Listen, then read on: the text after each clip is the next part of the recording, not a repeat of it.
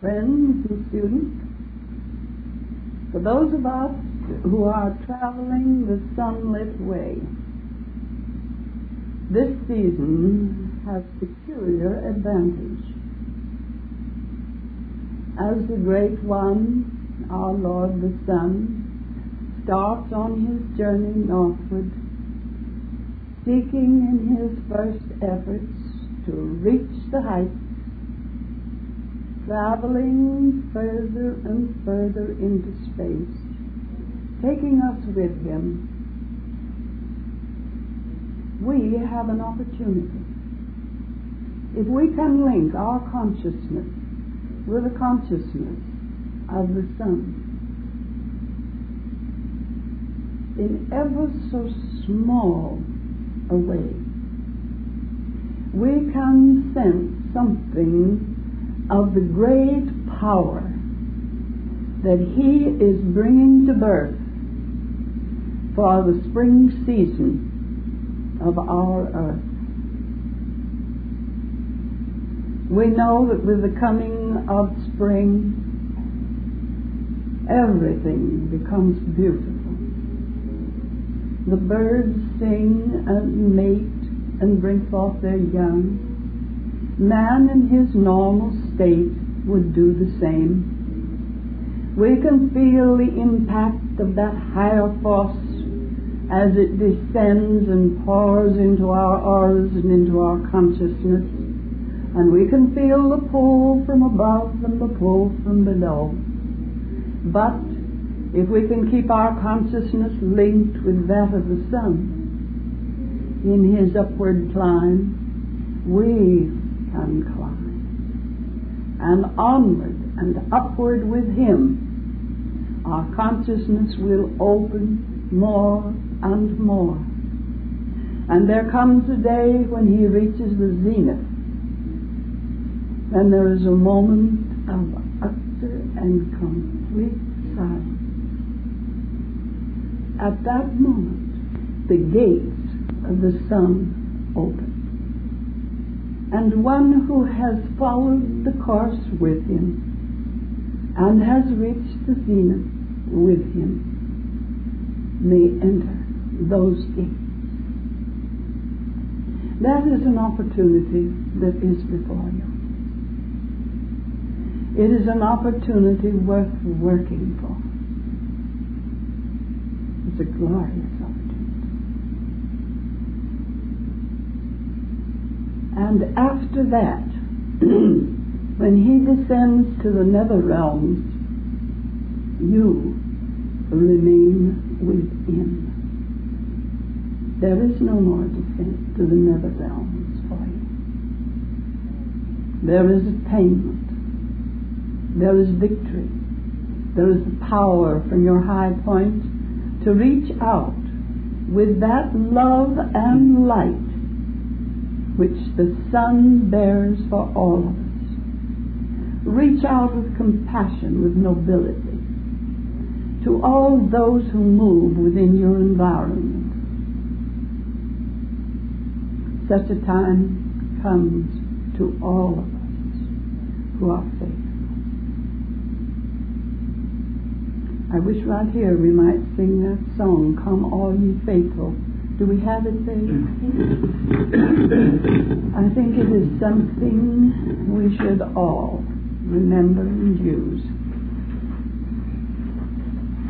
You remember many times I've told you that when you stood in the sunlight to put out your hand and feel it is the aura of the Sun. It is an actual Sun substance. It isn't just a nothing. It's a vital substance. And as you touch that aura, your consciousness can awaken a response from the Sun. And you will know that response when it comes. It's not an illusion. It's a reality. And it comes to all who truly, sincerely, and selflessly give of themselves, give to the Sun, not seeking to receive, but yet remaining open to receive if he chooses to give. Did you find it there? Yes. All right. Will you all rise and do it again?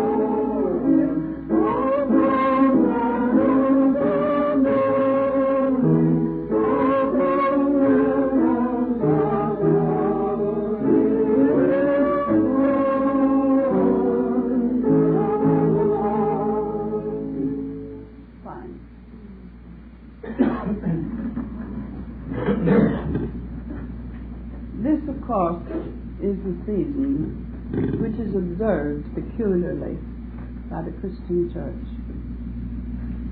And we who think we know the meaning of the Christ, who think we appreciate him, can worship with them and with him. A great master came to earth to help the human race. He demonstrated compassion, kindness, friendliness. He demonstrated the fact of life after death. He raised the dead. He reappeared to his students so that they could all see him after the crucifixion. And only a great master could do those things. They're real things. They're things that we look hopefully toward in our day of time.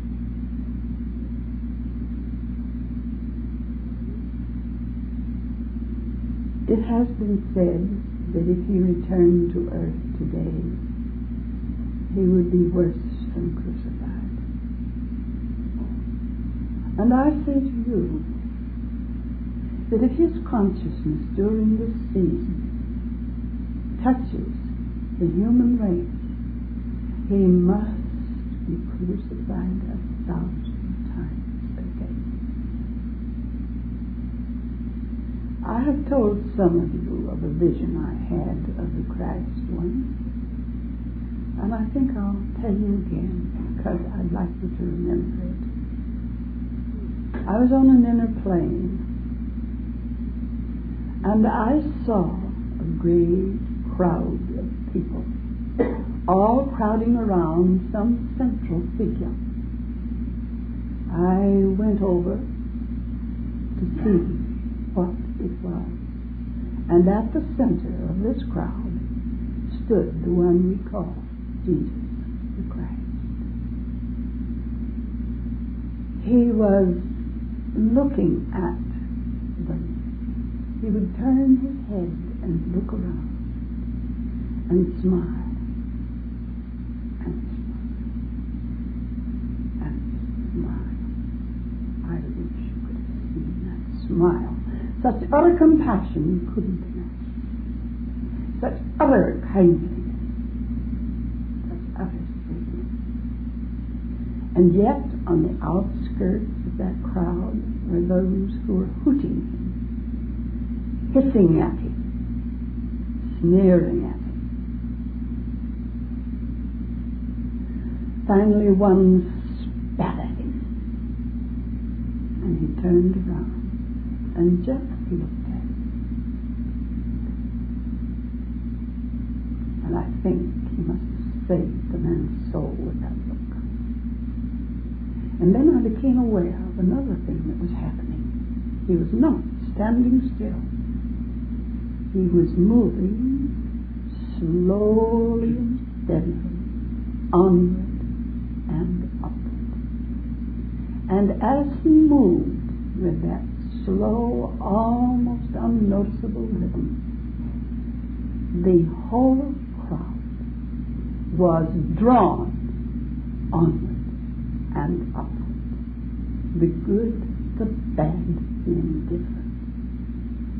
He was leading them onward. And so it is with all the great ones. You may not know what they're doing. They may seem to be doing nothing at all. Perhaps just loving you all alone.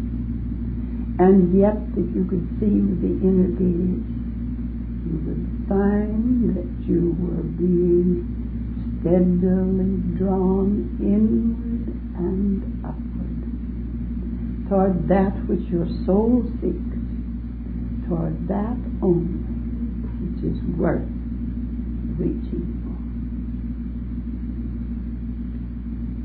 And now let's have another song. Faye, what would you suggest? White Christmas. All right, let's have that. I think that would be lovely.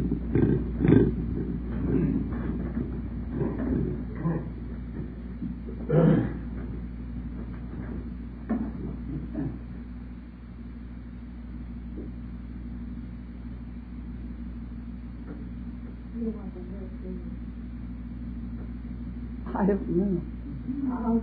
I'll let you make the selection.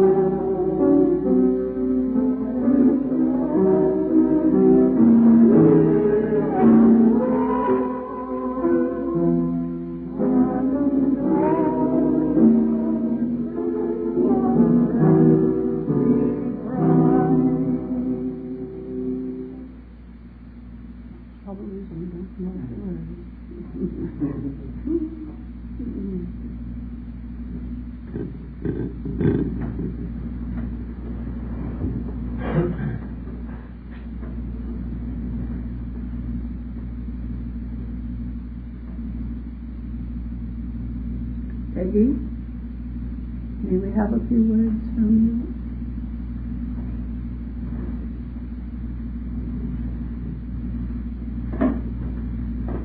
Mother, fellow students,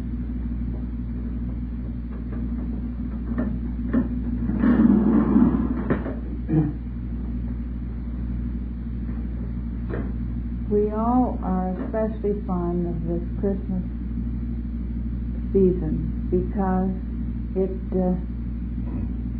brings out the joy of the inner world into the outer world. And we see people making efforts that they don't make all year around because the love touches them and they want to give. They want to forgive their enemies, and they feel that joy in their heart.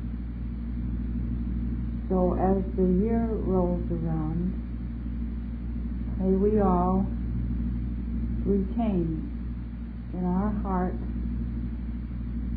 some of this Christmas joy and remember The mistletoe, which we can think of for love, and the holly and its berries for joy, and the poinsettia for the star.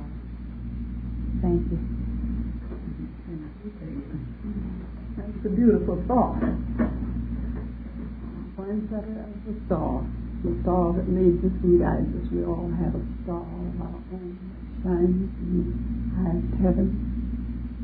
Have any of you ever looked up at the heavens and felt a drawing from somewhere in that great space toward a certain spot? Perhaps you couldn't even see it, and yet you felt as though there were lines connecting you with a particular spot in there. Do you all have that? I think that's one of the most interesting experiences. It makes us realize our unity with the cosmos. We're not separate. There is a substance between all the stars in the heavens and us that connects us all and makes a unity of it all. And there is a particular substance between all the students of this little assembly which makes us a unity. And if anyone disturbs that substance, we all feel it. If anyone is ill and suffering, we're all aware of it. Because we are all part of an inner being. Do you ever think of that when things come to you and you would have the idea, you may have the idea of doing something that isn't quite noble at all? Perhaps this lesson did. Do you ever stop to think that this substance that links us all into a unity will receive that, and that everyone will feel it, but they will not know where it comes from or the cause. They may have quite a battle to overcome feeling or the tendency to do something that seems out of the ordinary, something they normally wouldn't care to do.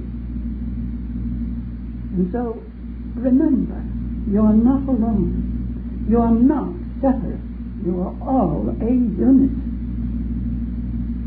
And we all suffer when one does wrong. We all suffer when one is ill. We're all suffering with Catherine. Catherine, with her great struggle to master this intermediate plane and to get above things. And she is struggling. She's trying. I don't know. Just at present, I think she's trying in too positive a way. So when you think of her as mastering the egoic positiveness and turning it into unity with divinity. And that will help her.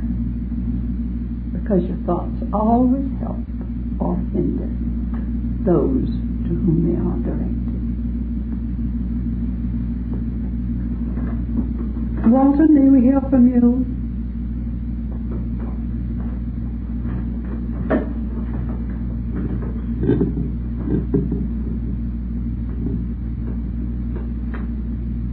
Mother, fellow students.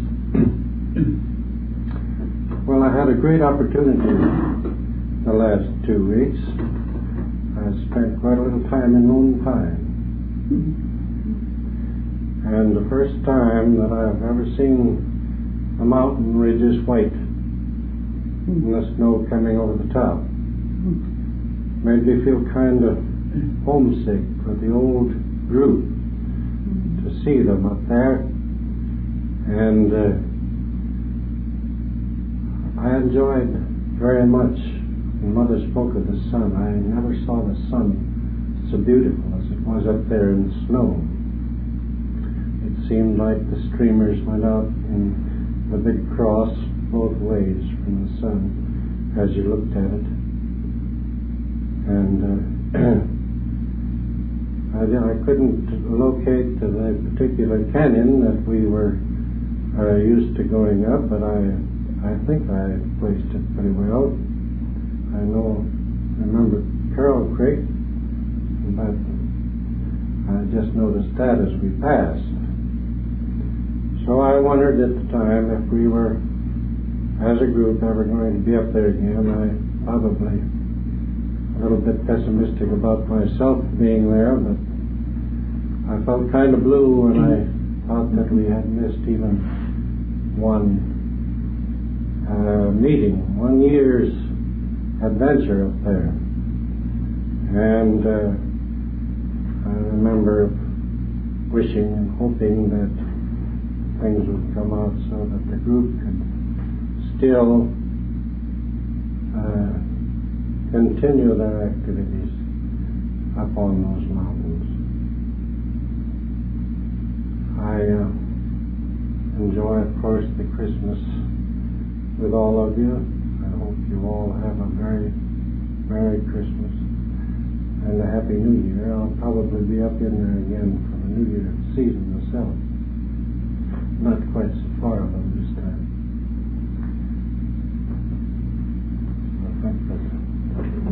Thank you. I'm sure everyone here echoes that wish.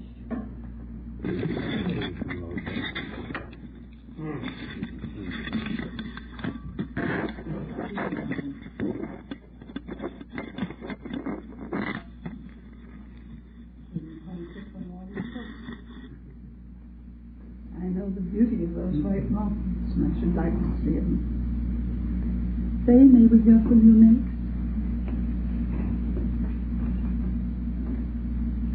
Mother, Yogi, and fellow students.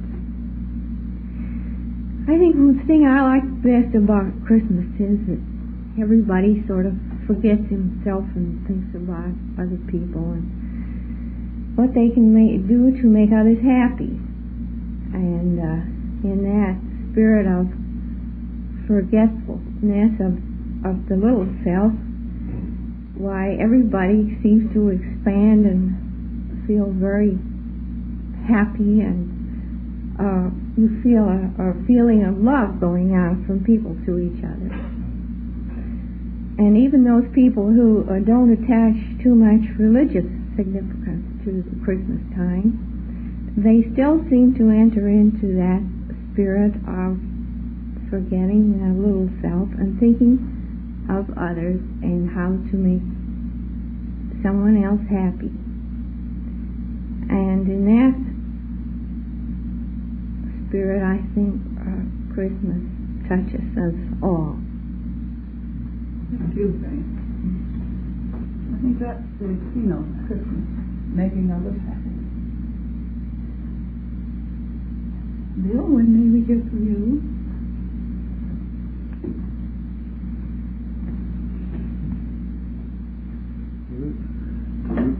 Fellow students, we're all happy to be here this Christmas season of 51, and we all hope to be here this same time in 1952, plus a lot more new members. A lot more of us. At least a few. When Faye was speaking about everyone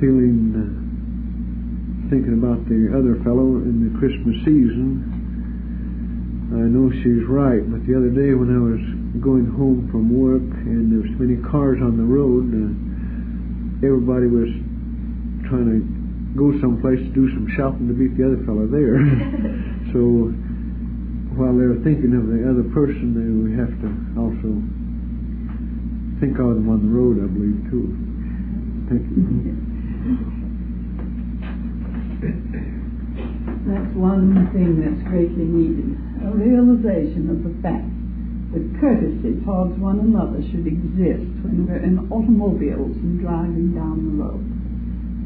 So seldom do we find it. Occasionally you meet one who will stop and let you pass. And if you do, never forget to smile and indicate that you're saying thank you. They can't hear you, but they can see your mouth. Give recognition always to courtesy that you receive on the road.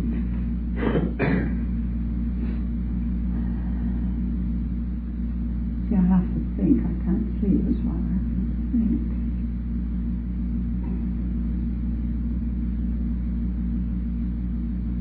Caroline, may we hear from you?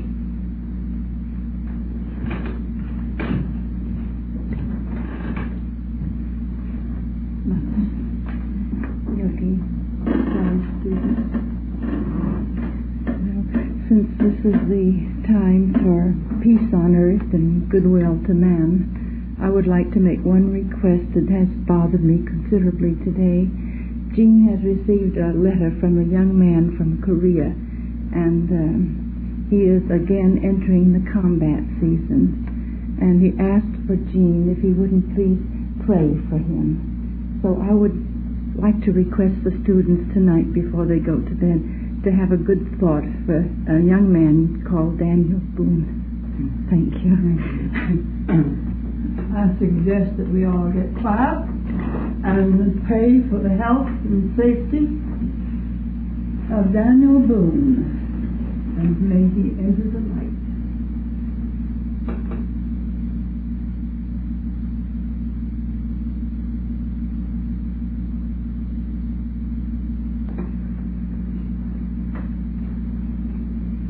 Will whoever's nearest the fireplace take a look at it and see whether it needs a suit of wood or not?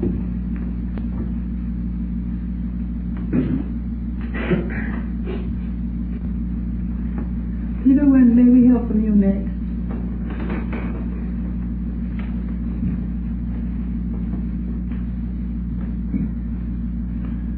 Mother, Yogi, and fellow on the path. It will be 23 years next week. It was on Thursday between Christmas and New Year that I had the privilege and the fortune of meeting Mother and Yogi in Chicago. Seems like it was yesterday, and yet I have no proof of it, tangible proof, but seems to me that ever since I've known him for ages. This must have been just a reunion to continue, perhaps, what we left behind before. I was in the prime of my life during those days, and I had very high aspirations, both materially and spiritually. When I look back now, it seems that I've made very little progress, if any, either material or spiritually. And yet, I would not take all the gold in the world if someone would say to relinquish the little realization and whatever glimpse of the light that I've had during these 23 years. This being a Christmas and symbolizing the birth of the Christ, I hope that the Christ will be not only be born in all of us tonight, but will the light will increase in radiance, and that we will spend many, many more Christmases together and see each and every one grow further and further. And now I wish to extend my greetings for the very Merry Christmas and very Happy New Year to Mother, to Yogi, and to all of you. Thank you, Peter. Thank you. I'm looking back to those days, the first time that I visited Peter's home in Kenosha. I've never forgotten what I thought He had his mother. He had an old aunt that he was taking care of. He had his wife and his family. And there was one other who was, what was the relation? My brother and my sister-in-law. Your brother and your sister. And their children. And their children. And Peter was the head of the family. And he was a fine head. He always has been. He led that family. He kept it in the way he wanted to go. And although he doesn't realize the change that has taken place in himself and in his wife, the change is great. Far greater than he knows. Those of us who can look back can see many changes in all of us. We've all changed.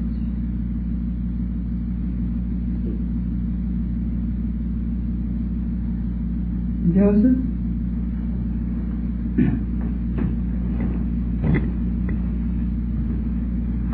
Mother and Yogi and brothers and sisters. First of all, I want to thank you for those beautiful words, Mother. Also, I want to wish you all what is called a White Christmas and a White New Year.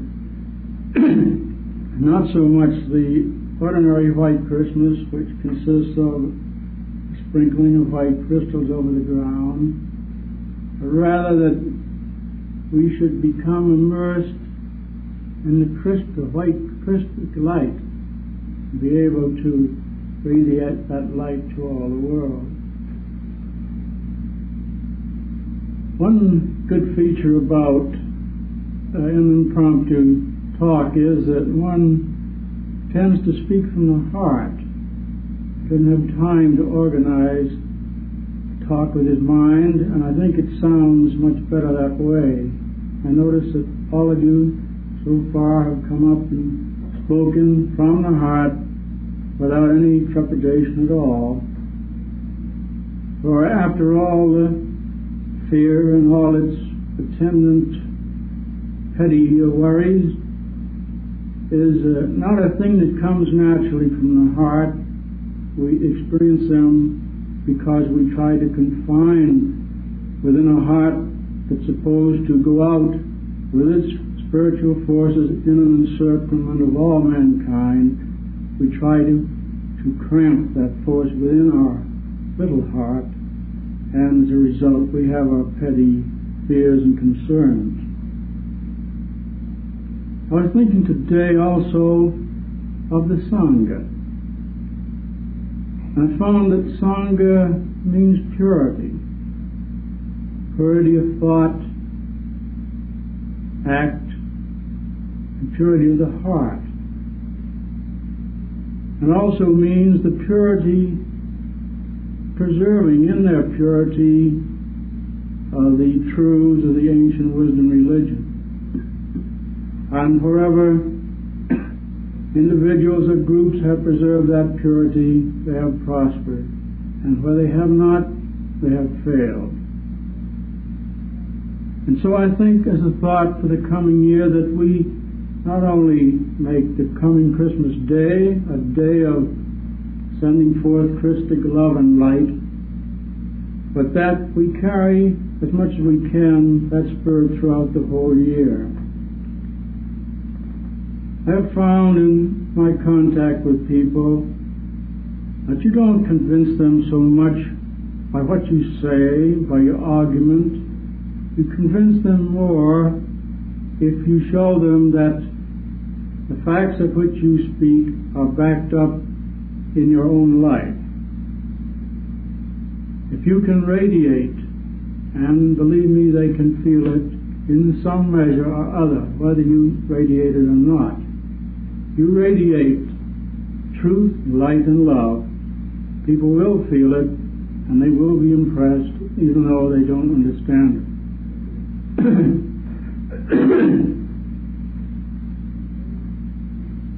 And so, I would like for all of us, as much as possible in the coming year to try to preserve that purity in our contact with others, in all the forces that we send out toward all the world. Perhaps if we do this with a fair amount of consistency in the coming year, we will become part of the real Sangha, which is pure light and substance and love. Thank you very much. Thank you. That's a beautiful thought. Purity. Purity of mind, purity of heart, purity of body. With your thoughts posited in divine self. You will be a little center of light and compassion in this world, a center through which the great ones can lead. What have I missed back in the darkness there? Me, Miss Nadell, Mrs. Murray. Murray, all right. Murray, will you come and speak to us?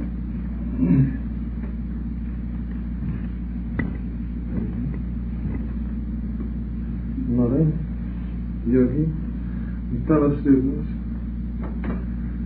this is a particularly joyous time of the year because not only is it the time of the year, new cycle as it were, but humanity as a whole is thinking fellowship.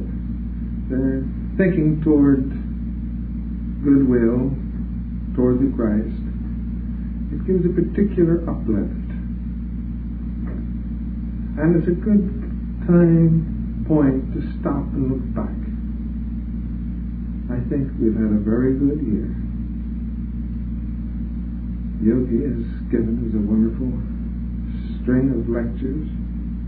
They've been instructive, they've been inspiring. And I think you all join with me in thanking him very much for the messages we've had. And also we thank the Mother for her presence, her words, her love. And I've been particularly grateful myself because this is a fine group and I've been enjoying just your presence. And with that light we have, though we haven't had everything the way we wanted it, we have missed some wonderful things we could have had. We can still plan for the future. We can still have our camp. We can still have everything that's good if we plan that way. This time I wish you all, Mother Yogi and students, very Merry Christmas and a spiritually rich and productive New Year. Thank you, Murray.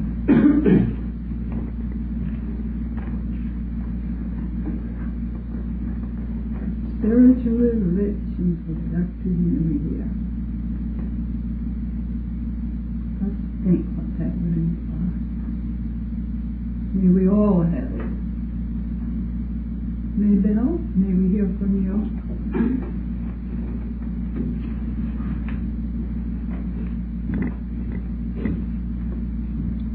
Mother, Yogi and fellow students. Mark Twain made a remark once that one of the compensations of growing old was the fact that you could do the things you wanted to do. If you wanted to stay home at night for your fireplace instead of going out to a banquet, you could do so.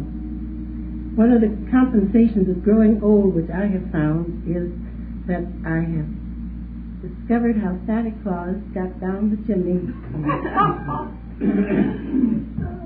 Say the childhood years are very long, and it seems to me I spent half my life wondering how it was possible for him to come down the chimney and through that stovepipe and out that small door with that pack on his back without getting covered with soot. Those things bothered me very much. However, another compensation for, I'm going to say, growth and not age is that I have learned a deeper meaning to Christmas. Several years ago, I took part in a candle lighting procession. It was in the evening after dark, and there were about 50 of us in the group. One of us started the candle and passed the light all along the line, and it was a beautiful sight to watch that little flame leaping from one to another until the whole 50 candles were alight. And I was thinking today how the candles of Christmas should remind us that that is a way of keeping the truth alight. As we light our candles, think that we are keeping the truth alight and helping to pass it on. And now I want to wish everybody a Merry Christmas and a Happy New Year. Thanks, Merrell. The symbol of the candle is such a beautiful symbol. It is said that once the light of the heart flows, it lights the hearts of those above them. That this light that we see in the breasts of the initiates, this light, if you polarize,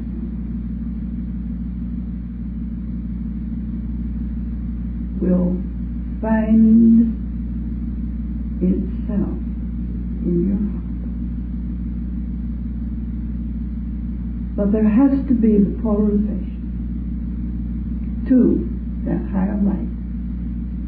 And when the light springs forth in the heart of a student, of a disciple, instantly he is seen and recorded in the great book. His path henceforth is under full observation. But until that light springs, the observation is delegated to the lesser ones among us who work and try to help. Sometimes we succeed and sometimes we don't. But we try. May we hear from you now, Jean?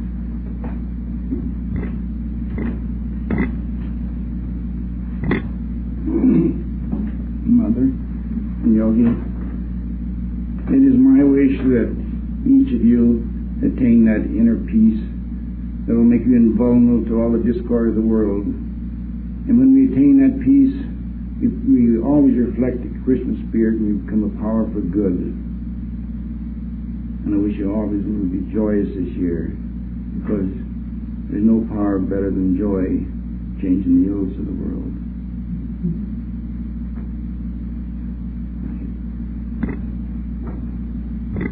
I think that's an important thing, joy. You know, I think we get too serious. I think that we should laugh, and that we should find that joy in life that all nature seems to know and reflect. I don't think that the divine being wants us to be solemn all the time. He has made this world, it is said, as a lila, that is, as a playground for his forces, for his thought, for himself. And if that is true, we shouldn't be afraid to play. We shouldn't be afraid to be joyous. We should carry it through everything with us. And if we will turn in, we will find that underlying joy. Even when you're in the deepest pain, that joy is there. You can find it if you try. And as you find it, gains power and May we hear from our teacher, Dr. Merrell-Wolff, my husband. Thought it has to be an orator tonight. Yes, I thought I was to have the novel experience of listening and recording and not speaking. But it seems that I'm fated to carry on in the same old pattern of speech. There was, however, one thing I was thinking of as you were speaking, and also as I listened to certain things said over the radio by the regular group of entertainers, a special statement with respect to Christmas. And there seemed to be, or at the time, a special thought that was altruistic, that was reaching out beyond oneself or one's ordinary activities. That is probably as important an office as Christmas carries, is this return to one's basic motive and a raising of that motive, of the best in us, into some degree of expression. But there was a further thought, that our aim should be not simply feeling sincere, feeling beyond ourselves on one occasion or on 2 or 3 occasions in the year, but rather to strive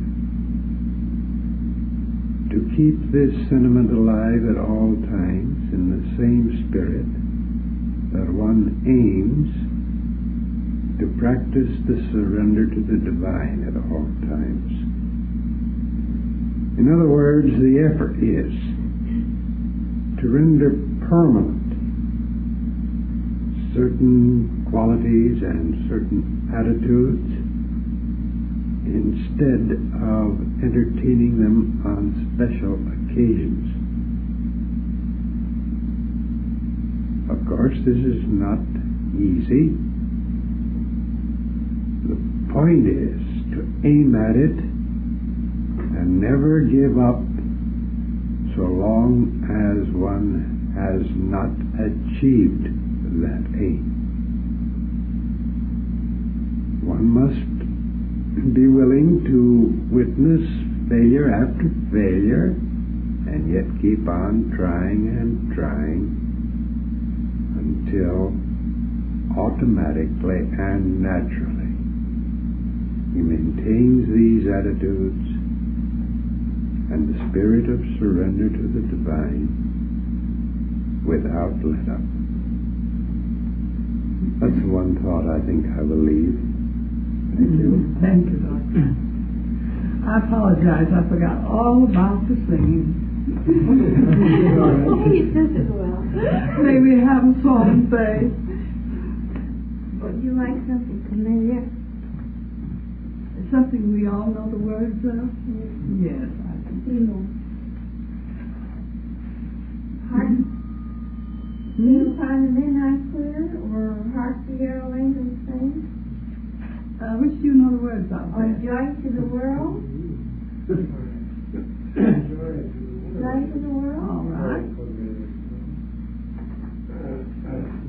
If you don't know the words, hum it loud,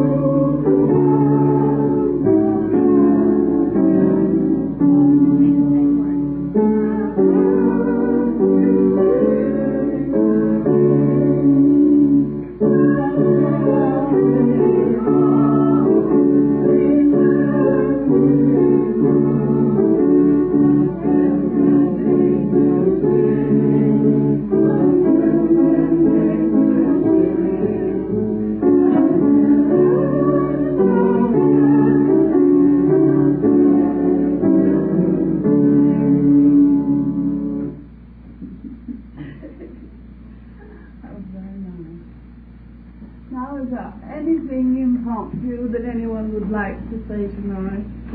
Anything particular? And have you all said all you want to say? Silence. All right, right over here, honey. Well, what I'm impressed with is the things that people say really give you a keynote to what they are. And one person will speak so that you know that they're unselfish, they're thinking of someone else. And another one will speak from his heart. And to me it's intensely interesting to really hear what people have to say. You get an insight into their character. Yes, thank you. That is very true. Of course, when we're talking before each other, we are all giving forth of our best. And there are two of us, you know. There's always the one that carries the brunt of life on the physical plane. That one gets very tired sometimes and perhaps impatient. But the other one never does. The real one, which I hope you all have found, that one is always patient and always loving and more or less wise according to her or his evolution. And of course, those of us who are trying to go beyond mind are having a little difficulty, because to polarize to the supramind, to that new supra race that is beginning to come into manifestation here on earth, means that for a period you're going to have a little trouble to express yourself. The only way you really can express yourself at such times is, shall we say, intuitively or inspirationally and sincerely. I hope we all make the new race, the super race. It's going to be a wonderful race. And we get the power to penetrate through.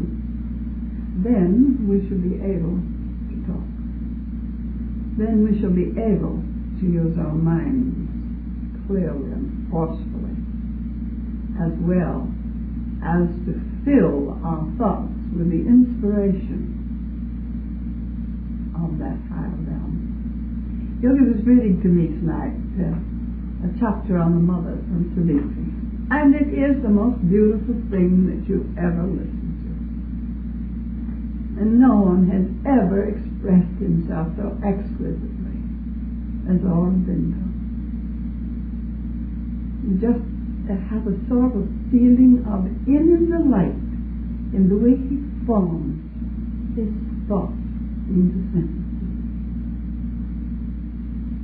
And the things he writes can become an initiation. You let your consciousness flow into it. You come to something that strikes the chord in here, and you are one with it. Well, you'll find that it's much more than words. But there is a definite reality corresponding to it. I hope you'll all get Savitri and study it, because if you like things expressed in a mystical language that is utterly perfect in its formation, you'll love Savitri. Well, shall we sing again? Silent night? We can sing Silent Night, or we can Hearts to heralding thing? I don't think we know the words for that. At least I don't know any of them. We all know. We all know Silent Night, but I thought that would be such a beautiful thing to close on tonight when we're finished. Well, let's go and get some is it ginger ale? No, what is it we have? Root beer and a cake.